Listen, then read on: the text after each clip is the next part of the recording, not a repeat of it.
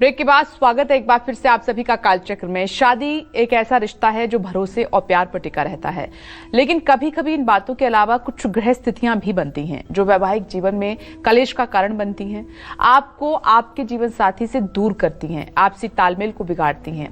किन ग्रहों के कारण ऐसा होता है? कौन से ग्रह आपके वैवाहिक सुख को छीन सकते हैं? और सुखी वैवाहिक जीवन पाने के लिए कौन से उपाय सबसे ज्यादा फलदायी हैं? यही आज कालचक्र में पंडित जी आपको बता रहे हैं। तो चलिए अपनी चर्चा को आगे बढ़ाते हुए पंडित जी से बात करते हैं, जानते हैं कुछ और ग्रह स्थितियों के बारे में जो आपके पार्टनर को धोखेबाज और आपके वैवाहिक जीवन में धोखे का कारण बनती हैं। आइए जान लेते हैं। तो पंडित जी, वो कौन सी ग्रह स्थितियां हैं जो ये सब प्रॉब्लम्स उत्पन्न करती हैं? मंदभे शुक्र गेहे व जायाधीशे शुभेक्षिते स्वेक्षगे तु विशेषेण बहुभार्या नरो भवेत्। मतलब अगर शनि की दृष्टि शुक्र के ऊपर हो जाए और जायाधीश माने सप्तम भाव का स्वामी शुभग्रह से दृष्ट हो जाए तो ऐसे लोग विशेष रूप से एक से अधिक विवाह करते हैं। राहु की जहां तक स्थिति है, शादीशुदा जिंदगी में धोखा का एक बड़ा कारक ग्रह है राहु।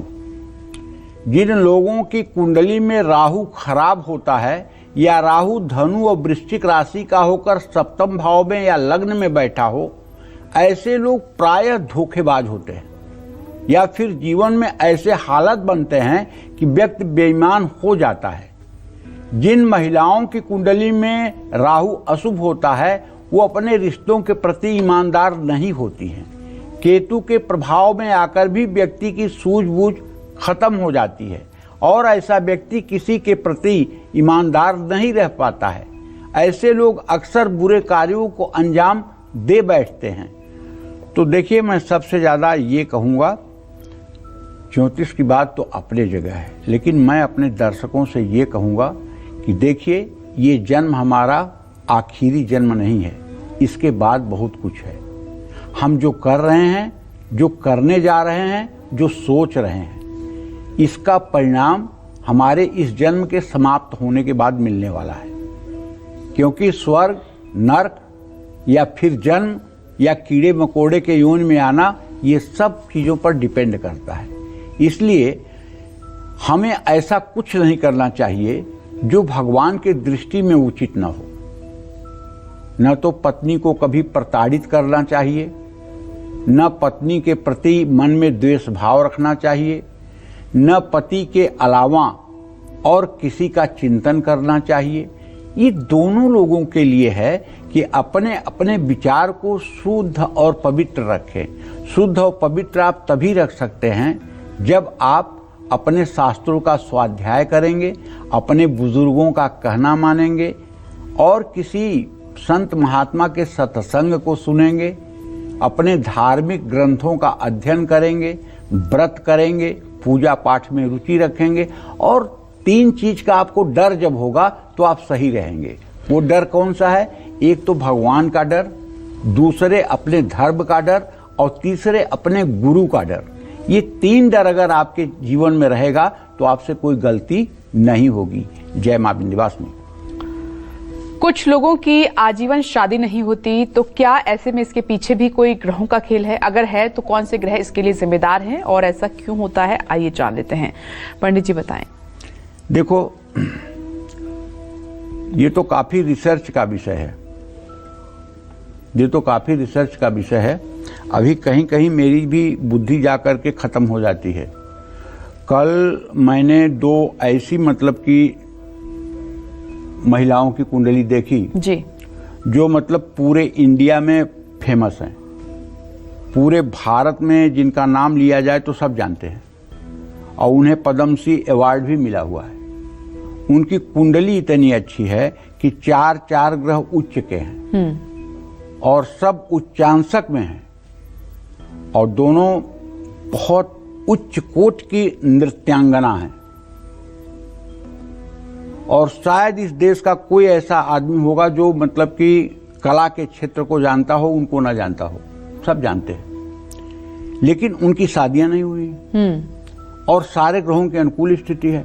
अब वो कुंडली में सेव करके बैठ गया हूं। अब उस पर रिसर्च करूंगा कि ऐसा क्या भाव बना कि इनको वैवाहिक सुख इन्होंने नहीं लिया और ये बाल ब्रह्मचारिणी हैं। क्या कारण था? कहीं कहीं ये चीजें मतलब कि जो है चैलेंज बन जाती हैं। ये चीजें मतलब कि विषय बन जाती हैं, कुछ चीजें चैलेंज बन जाती हैं। तो इस पर ये तो नहीं कहा जा सकता, लेकिन जहां तक हमारा अनुभव है, जिन लोगों की जन्म कुंडली में पितर दोष बहुत तगड़ा है, माने बृहस्पति राहु के साथ 8वें या 12वें घर में है, तो ऐसे लोगों के यहाँ पितर दोष के कारण बहन भाई सब कुंवारे रह जाते हैं। ऐसे 2-3 परिवारों को तो कम से कम मैं जानता हूं जहां 60-60, 70-70 साल के लोग हैं और बहनें भी कुंवारी हैं, भाई भी कुंवारे हैं। और ये जब पितर दोष होता है तो इस शुभ कार्यों को एकदम ब्रेक कर देता है। और ये पितर दोष तब होता है जब खानदान में कभी त्रिपिंडी श्राद्ध कोई नहीं करता है, नारायण बलि नहीं करता है, गया श्राद्ध नहीं करता है, पितरों का तर्पण नहीं होता है, तो ये स्थितियां बनती हैं। और दूसरी स्थिति तब बनती है जब किसी व्यक्ति का शुक्र एकदम खराब हो, शुक्र एकदम निर्बल अवस्था में हो, शुक्र इतना खराब अवस्था में हो कि मतलब कि वो अस्त भी हो और पापक ग्रहों से दृष्ट भी हो, या लग्नेश और सप्तमेश का मतलब कि जो है 6वां 8वां संबंध हो जी, या लग्नेश और सप्तमेश 6ठे 8वें 12वें भाव में बैठे हों, तब भी विवाह नहीं होता है जी, तब भी विलंबित विवाह होता है।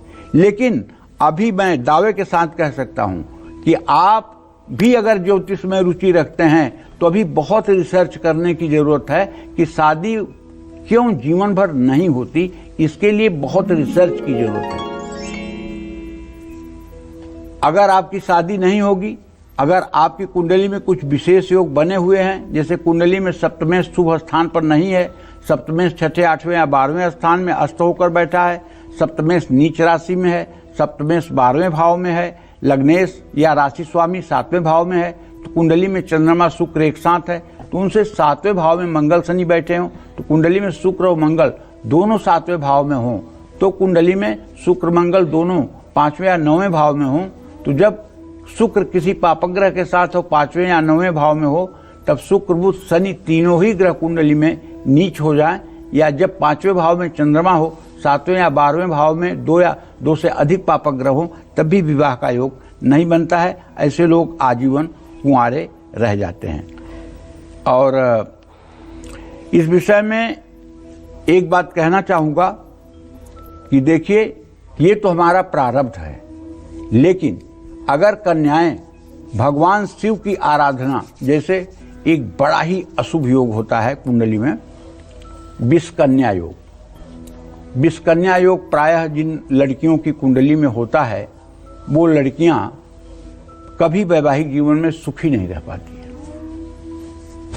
और जिन पुरुषों की कुंडली में पत्नी मरण योग होता है, वो चाहे 2 से 3 शादियां भी कर लें, तब भी उनकी पत्नियां प्रायः बीमार और अस्वस्थ ही रहती हैं।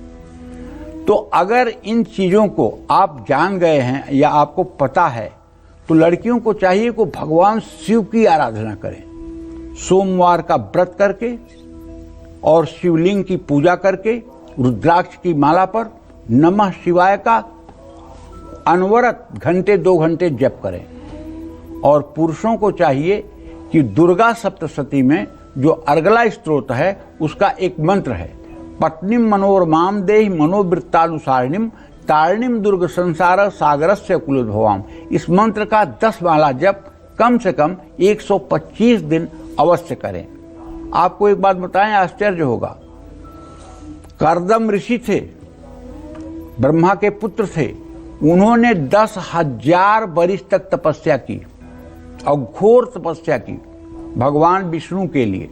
भगवान विष्णु प्रकट हुए, बोले वरम ब्रूहि, वरदान मांगो। तो मालूम है आपको कर्दम ऋषि ने क्या मांगा था वरदान? 10,000 वर्ष की तपस्या के बाद कहा था कि मेरे योग्य एक पत्नी की व्यवस्था कर दीजिए।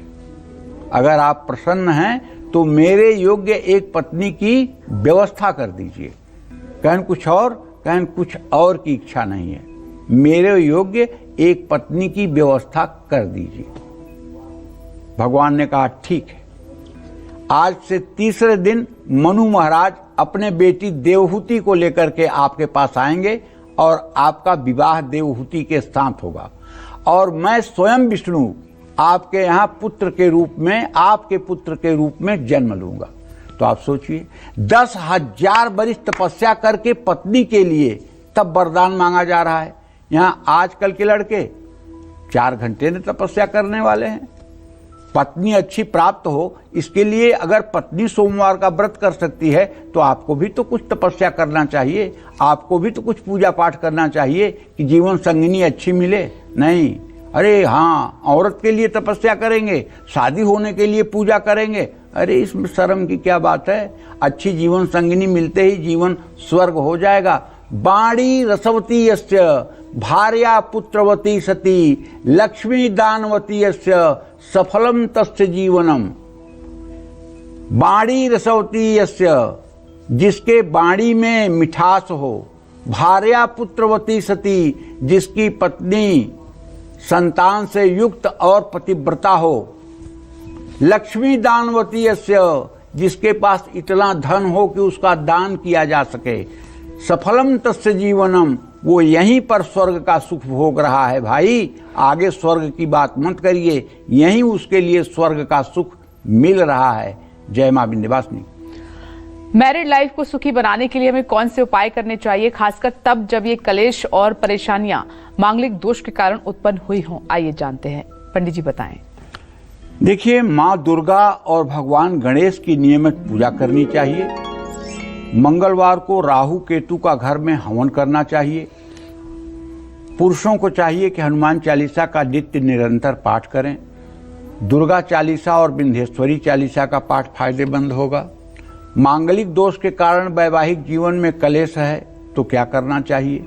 घर में पति पत्नी दोनों हनुमान चालीसा का पाठ कर लें। 108 बार ओम भौम भौमाय नमः इस मंत्र का जप करें या ओम अंग अंगारकाय नमः इस मंत्र का जप करें।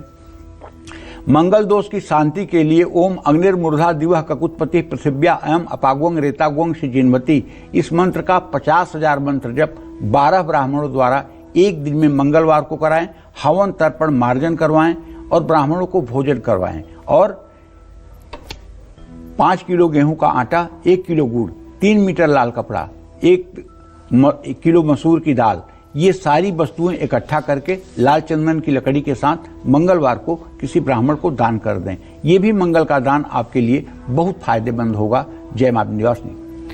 कौन से 3 बड़े योग आपके वैवाहिक जीवन में कलेश और उथल पुथल मचा सकते हैं? कौन से उपाय इन्हीं दोषों की काट है? ये सब बताएंगे आपको पंडित जी से, लेकिन छोटे से ब्रेक के बाद। आप बने रहिए हमारे साथ और देखते रहिए कालचक्र।